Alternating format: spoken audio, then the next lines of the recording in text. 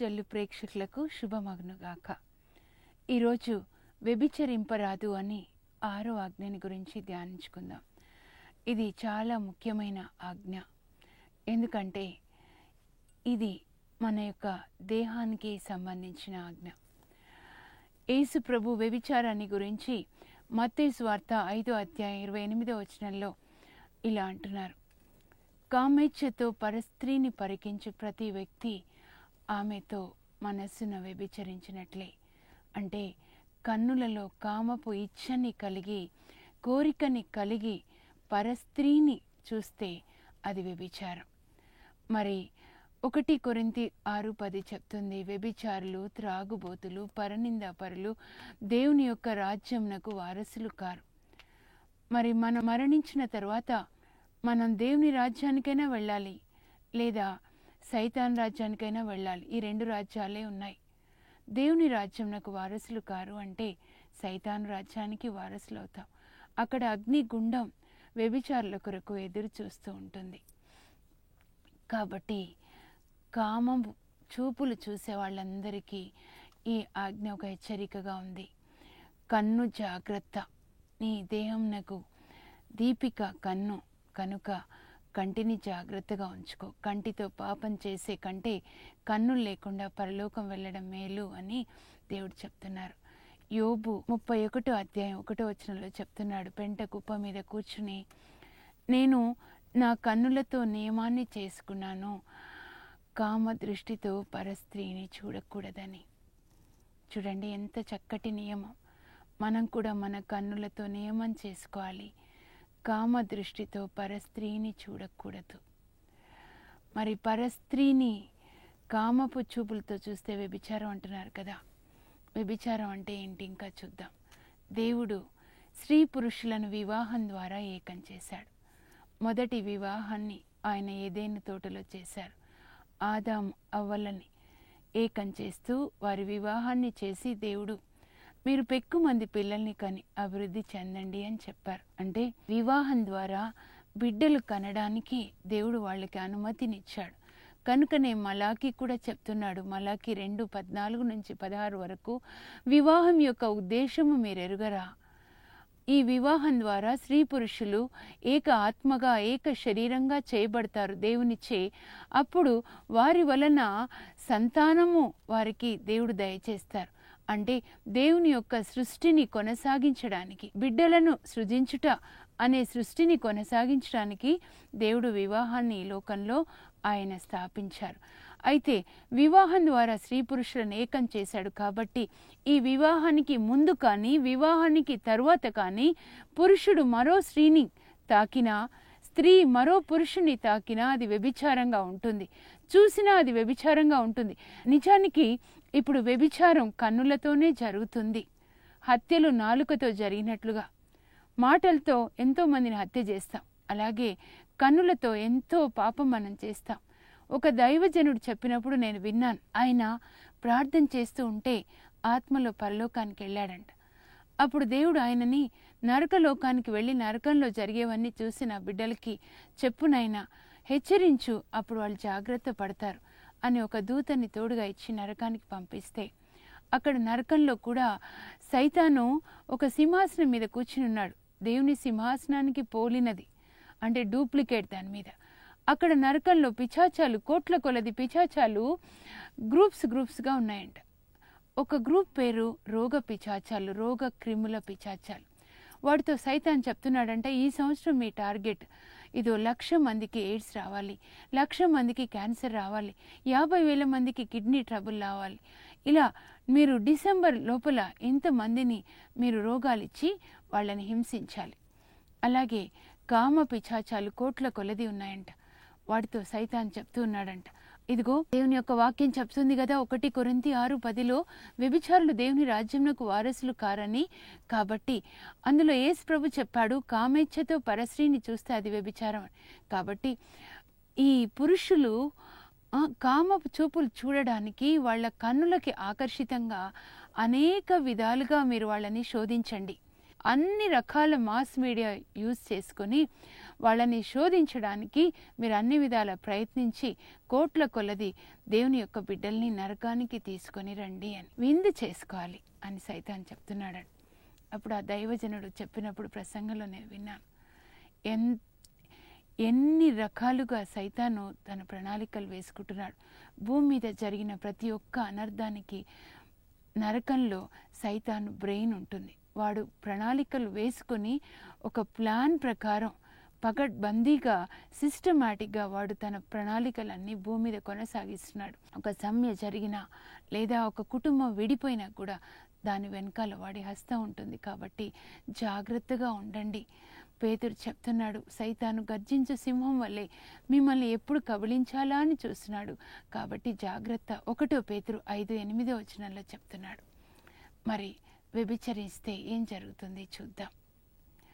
దావీదు మహారాజు ఆయన రాజు అయిపోయిన తర్వాత ఆయన గొర్రెల కాపరిగా ఉన్నప్పుడు దేవుణ్ణి స్తుతిస్తూ ఉండేవాడు. ఎన్నో కీర్తనలు అప్పుడే రాశాడు. 34వ కీర్తనలో ఆయన చెప్తున్నాడు 1వ దేవా నీ యొక్క స్తుతి ఎల్లప్పుడూ నా పెదవుల మీద ఉంటుంది. అలా దేవుణ్ణి స్తుతిస్తూ దేవుని ఇష్టానుసారుడుగా ఉన్నాడు. కాబట్టి ఆయన తర్వాత గొల్యాతును చంపి సౌలు సైన్యంలో సైన్యాధికారి అయ్యాడు. ఆ తర్వాత దేవుని చిత్త ప్రకారం సౌలు తర్వాత ఆయన ఇజ్రాయెల్ దేశానికి 2వ రాజు అవుతాడు. అలాంటి దావీదు రాజు అయిపోయిన తర్వాత ఒకసారి ఆయన యుద్ధానికి వెళ్ళాలి. అమాలేకీయులతో ఇజ్రాయెల్ ప్రజలకి యుద్ధం జరుగుతూ ఉంటుంది. 2వ సమూయేలు గ్రంథం 11వ అధ్యాయంలో యుద్ధానికి వెళ్ళవలసినటువంటి దావీదు రాజు యుద్ధానికి వెళ్లకుండా చక్కగా భోంచేసి పడుకుంటాడు. పడుకొని సాయంత్రానికి లేస్తాడు. మధ్యాహ్నపు నిద్ర చూడండి ఎన్ని కీడులు తీసుకొని వస్తుందో. ఆయన సాయంత్రం లేచి తన అంతఃపుర రాజ ప్రాసాదం మీద వాకింగ్ చేస్తూ పచారులు చేస్తూ కిందికి చూస్తాడు. ఎప్పుడు పైకి చూసి దేవుణ్ణి స్తుతించే దావీదు ఈసారి చూడండి కిందికి చూశాడు. అక్కడ పక్కింట్లో స్నానం చేసుకునే ఒక స్త్రీని ఆయన చూస్తాడు. ఆమె పేరు బత్షెబ, ఉరియాను వాని భార్య. చాలా అందగత్తె. కన్నులతో చూశాడు.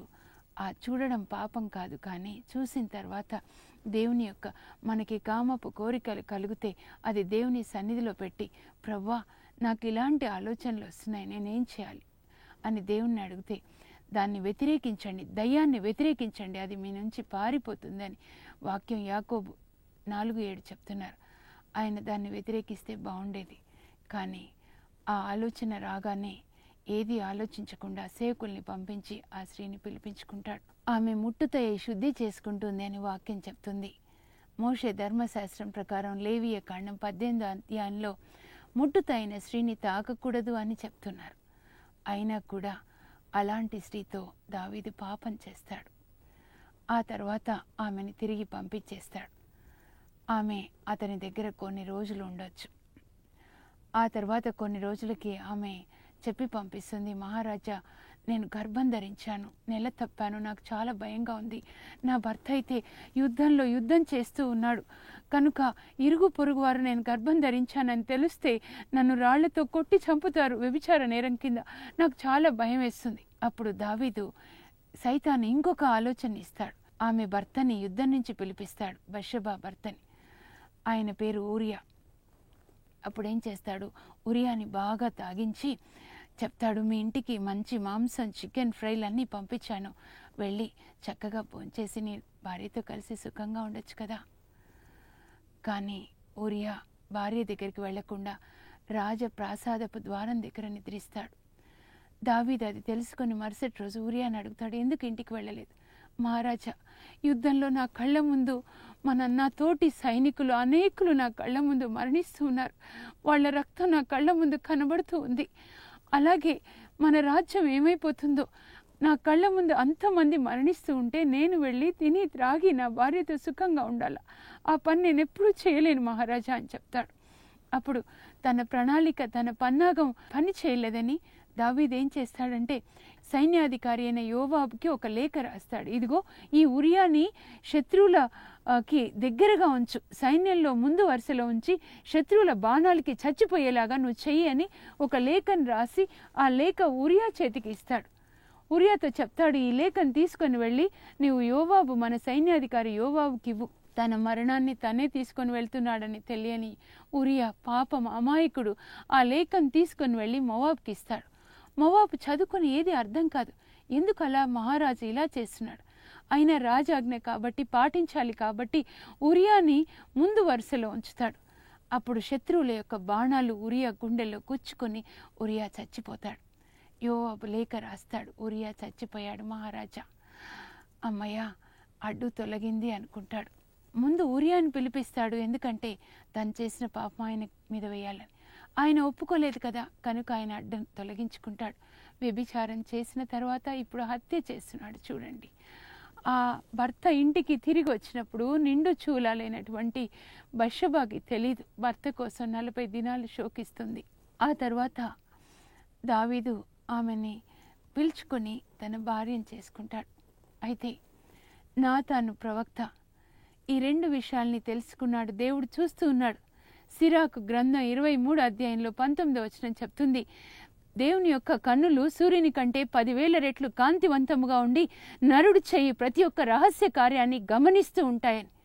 దావీదు అనుకున్నాడు, నేను రాజు కదా, ఎవరు చూడడం లేదు, నేనేదైనా చేయొచ్చని. కానీ దేవుడు నాతాను ప్రవక్త ద్వారా దావీదుతో మాట్లాడతారు. ఇదిగో చూడు, దేవుడు నీకు ఈ సందేశాన్ని పంపించారు. గొర్రెలు కాస్తున్న నిన్ను తీసుకొని వచ్చి ఇజ్రాయెల్ దేశానికి రాజుని చేసింది ప్రజల్ని రక్షించడానికి కానీ భక్షించడానికి కాదు. నీకోసం నీ పక్షాన యుద్ధం చేసినటువంటి ఉరియాని శత్రువుల బాణాలతో చంపించావు. ఆయన భార్యతో పాపం చేశావు. కాబట్టి దేవుని యొక్క ఖడ్గం నీకు వ్యతిరేకంగా లేచింది. ఇప్పటి నుంచి చూడు, నీ ఇంటి వాళ్ళ నుంచే నీకు కీడు వస్తుంది. నీ ఇంటి వాళ్ళు నీ మీద తిరగబడతారు. నీ యొక్క భార్యల్ని నేను ఇంకొకరి వశం చేస్తాను అని దేవుడు నాతాను ప్రవక్త ద్వారా దావీదునకు హెచ్చరికనిస్తాడు. చూడండి, దేవుని యొక్క ఖడ్గం మన ఇంటి మీద వ్యతిరేకంగా లేచినప్పుడు ఏమవుతుందో. సంఖ్యాకాండం 32:23లో చెప్తున్నారు, నీ పాపం నిన్ను వెంటాడుతుంది. పాపం యొక్క వేతనం మరణం. నేను వ్యభిచారం చేశాను, నేను అధికారం కలవాడిని, నేను ధనవంతుడిని, నేను రాజుని అనుకున్న వాళ్ళకి ఈ లోకంలో ఈ లోక చట్టం ఏది చేయదేమో, కానీ పరలోక చట్టం ఏం చేస్తుందో దావీదుని చూసి నేర్చుకుందాం. ఎప్పుడైతే దావీదు పరాయి వాని భార్యతో పాపం చేసి పరాయి వాన్ని చంపించాడో అప్పుడు దేవుని యొక్క ఖడ్గం దావీదు కుటుంబానికి వ్యతిరేకంగా లేస్తుంది. దేవుని యొక్క ఖడ్గం దావీదు కుటుంబానికి వ్యతిరేకంగా లేచినప్పుడు ఏం జరిగింది? ఆయన యొక్క పెద్ద కుమారుడు జ్యేష్ఠ పుత్రుడు అమ్నోను, తండ్రి తర్వాత ఆయన రాజు కావలసినటువంటి వాడు. దావీదు అమ్నోను ఎంతో ప్రేమిస్తున్నాడని చెప్తున్నారు. సాధారణంగా తండ్రులు పెద్ద కొడుకును ప్రేమిస్తారు, పుట్టిన మొదటి బిడ్డ కాబట్టి. ఆ అమ్నోనులో కామపు కోరికలు వస్తాయి. తండ్రి బిడ్డలకి రక్షకుడుగా ఉంటాడు, కానీ తండ్రినే సైతాను కామపు కొమ్ముతో పొడిస్తే ఆ తర్వాత సైతాను కామ కొమ్ముతో ఆ ఇంట్లో పొడిచేది ఎవరినో తెలుసా? జ్యేష్ఠపుత్రుడు. మీరు ఎక్కడైనా చూడండి, యాకోబు జ్యేష్ఠపుత్రుడు ఎలా ఉన్నాడు? రూబేన్ తన తండ్రి యొక్క ఉంపుడు గత్తెతో పాపం చేశాడు. అలాగే అమ్నోను చూడండి, ఎవరితో పాపం చేస్తున్నాడో తెలుసా? అమ్నోన్లో కామపు కోరికలు వచ్చి తన మారు చెల్లెలు తామారుతో పాపం చేస్తాడు. అప్పుడు దావీదు ముఖం ఎక్కడ పెట్టుకొని ఉంటాడు? తన కొడుకు తన కూతురుతో పాపం చేసినప్పుడు నానా తప్పకుండా తామారు దావీదు దగ్గరికి వచ్చి ఉంటుంది. ఆమె ఎప్పుడైతే అమ్నోను తనతో పాపం చేస్తాడో, మానభంగం చేస్తాడో, తామారు బట్టలు చించుకుని తల మీద దుమ్ము పోసుకొని ఏడుస్తూ వస్తుంది. అప్పుడు దావీదు దగ్గరికి కూడా వెళ్ళి ఉంటుంది కదా. లేదా తామారు భార్య, తామారు యొక్క తల్లి దావీదు దగ్గరికి తీసుకొని పోయి ఉంటుంది. నాన్న చూడు, అన్నయ్య నన్ను రమ్మన్నాడు, నువ్వు వెళ్ళమంటే వెళ్ళాను, రొట్టెలు కాల్చి పెట్టడానికి జ్వరం వచ్చిందని నటించి నన్ను ఇలా చేశాడు నాన్న. అప్పుడు రాజు ముఖం ఎక్కడ పెట్టుకుని ఉంటాడు? తన కొడుకు తన కూతురుతో పాపం చేసినప్పుడు. ఆ తర్వాత ఆ తామారు యొక్క సొంత అన్నయ్య అబ్షాలోం, దావీదు యొక్క 3వ కుమారుడు, తన చెల్లెలు అమ్నోను ఇంటి నుంచి మానభంగం చేయబడి అన్నయ్య దగ్గరకు వస్తుంది. బట్టలు చించుకొని దుమ్ము పోసుకొని ఏడుస్తూ వస్తుంది. అప్పుడు అబ్షాలోం అడుగుతాడు, ఏమైంది చెల్లి చెప్పమ్మా. అప్పుడు తామారు చెప్తుంది, అన్నయ్య పెద్దన్నయ్య నన్ను రమ్మన్నాడు, రొట్టెలు చేయమన్నాడు, గదిలోకి తీసుకొని రమ్మన్నాడు, నన్ను ఇలా చేశాడు చూడు. అప్పుడు అబ్షాలోము తన పెద్దన్నయ్య అమ్నోన్ మీద కక్ష పెట్టుకుంటాడు. 2 సంవత్సరాలు ఆయనలో కక్ష పాములాగా పెరుగుతూ ఉంటుంది. 2 సంవత్సరాల తర్వాత పొలంలో గొర్రెల ఉన్ని కత్తిరించాను, విందు ఏర్పాటు చేశాను, మీరు రండి నాన్నగారు అని అబ్షాలోం వచ్చి దావీదుని పిలుస్తాడు విందునకు. దావీదు చెప్తాడు, నేను రాను. అయితే పోనీ అన్నయ్యలైనా పంపించినానా? సరే అన్నయ్యని పంపిస్తాను. అప్పుడు దావీదు కుమారులందరూ కూడా విందుకు వెళ్తారు.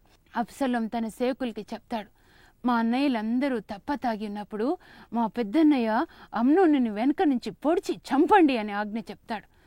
అప్పుడు ఆ అబ్షాలోం అన్నయ్యలందరికీ విందు ఏర్పాటు చేసి అందరినీ తప్ప తాగిస్తాడు. ఆ తర్వాత ఆ పెద్దన్నయ్య అమ్నోన్ని కత్తితో పొడిచి చంపిస్తాడు. చూడండి, ఎవరు తవ్విన గోతిలో వాళ్లే పడతారు. ఊరియాని దావీదు ఏం చేశాడు?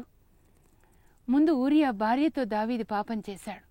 ఆ పాపం తన ఇంటిలో తన కొడుకు తన కూతురికి చేశాడు. ఆ తర్వాత ఆయన ఊరియాని తప్ప తాగించాడు కదా. ఇప్పుడు చూడండి, తన కొడుకు అబ్షాలోము మిగతా కొడుకులందరినీ తప్ప తాగించాడు. ఆ తర్వాత తన పెద్ద కొడుకుని చంపేస్తాడు. చూడండి, ఇలా ఇంట్లోనే వ్యభిచారము, ఇంట్లోనే హత్యలు జరుగుతూ ఉంటే ఆయన భార్యలు ఒకరొకరు పోట్లాడుకుంటూ ఉంటారు. నా కూతుర్ని నీ కొడుకు పాడు చేశాడు, నా కొడుకుని నీ కొడుకు చంపాడు అని భార్యలు పోట్లాడుకుంటూ ఉంటే ఆ పోట్లాడుకుంటూ దావీదు దగ్గరకు వచ్చి నువ్వు తగాదాలు తీర్చయ్యా అని అడిగినప్పుడు దావీదు తల ఎక్కడ పెట్టుకుని ఉంటాడు? అప్పుడు దావీదు దేవుని వైపు చూస్తాడు, పశ్చాత్తాపడతాడు. 51వ కీర్తన అప్పుడే రాశాడు, అయ్యా ఇదిగో నాకు ఈ రాజులు రాజ్యాలు వద్దు నాయనా. తండ్రి, నీ పరిశుద్ధ ఆత్మని నా నుంచి తీసివేయకు. నేను తల్లి గర్భంలో పాపిగా రూపుదిద్దుకున్నాను, పాపిగా పుట్టాను, పాపిగా పెరిగాను ప్రభువా. నీవు కరుణాళుడవు కనుక నన్ను కనికరించు, హిస్సోపుతో నన్ను కడుగయ్యా, నీ రక్తంతో నన్ను కడుగునైనా.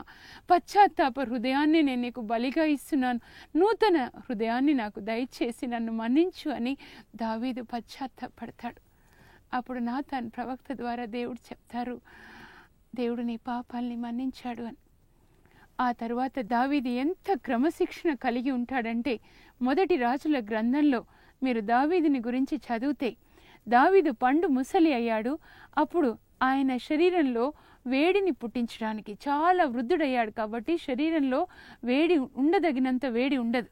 అప్పుడు అక్కడ అతని సేవకులు ఏం చేస్తారంటే, షూనేం అనేటటువంటి పట్టణం నుంచి అందమైన యువతి అభిషగ్ని తీసుకొని వచ్చి అతని ప్రక్కలో పడుకోబెడతారు వేడి కొరకు. దావీదు ఆమెను కూడలేదు అని చెప్తున్నారు. అంటే ఎంతటి క్రమశిక్షణ చూడండి. పశ్చాత్తాపం అంటే అదే. సామెతల గ్రంథం 28:13 చెప్తున్నారు, పాపంలను ఒప్పుకొనని వాడు బాగుపడడు, కానీ వాటిని ఒప్పుకొని ఆ పాపములను పరిత్యజించువాడు దేవుని దయను పొందుతాడు. దావీదు ఎప్పుడైతే ఈ పాపం చేశాడో ఆ తర్వాత ఎప్పుడు పాపం చేయలేదు.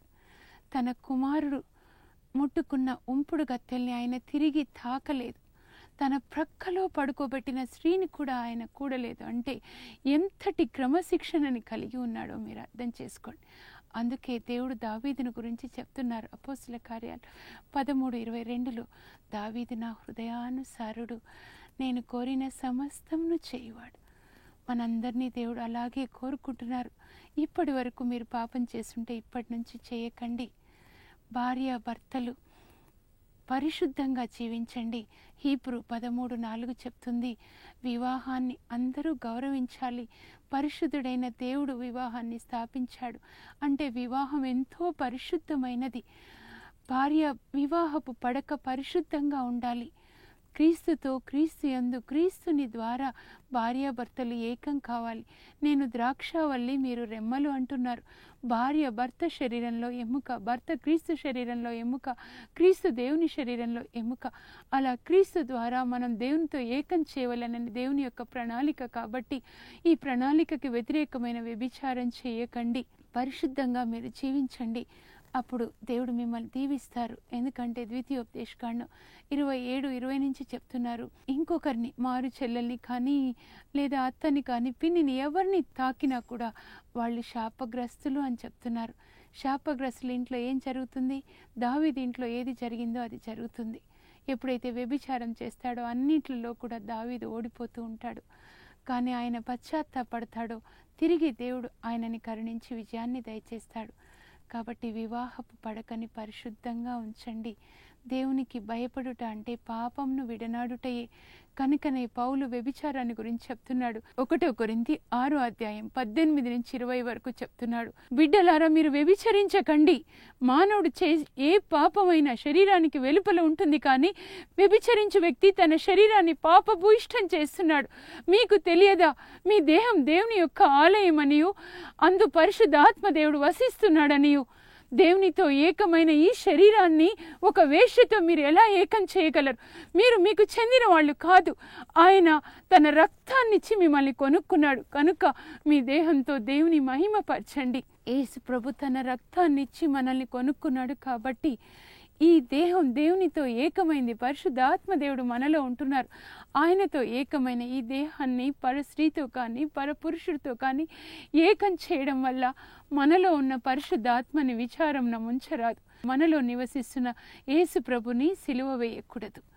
కనుక ప్రతి ఒక్కరూ వివాహానికి ముందు, అవివాహితులకు కూడా చెప్తున్నాను, యాకోబు రాహేలు వాళ్ళు ప్రేమించుకున్నారు. కానీ వివాహం జరిగే వరకు 7 సంవత్సరాలు మావయ్య గొర్రెలు కాస్తాడు.